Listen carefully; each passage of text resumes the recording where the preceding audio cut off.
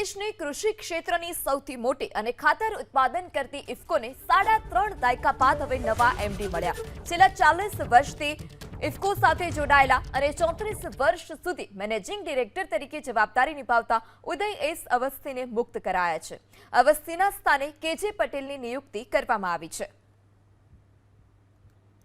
તો દેશની કૃષિ ક્ષેત્રની સૌથી મોટી અને ખાતર ઉત્પાદન કરતી ઇફકોને 3.5 દાયકા બાદ નવા એમડી મળ્યા છે।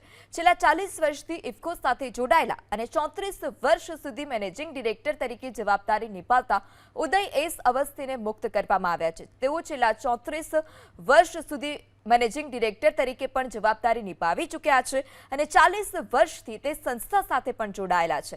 અવસ્થીના સ્થાને હવે કેજે પટેલની નિયુક્તિ જે છે તે કરવામાં આવી છે, એટલે કે ઇફકોને 3.5 દાયકા બાદ હવે નવા એમડી મળ્યા છે।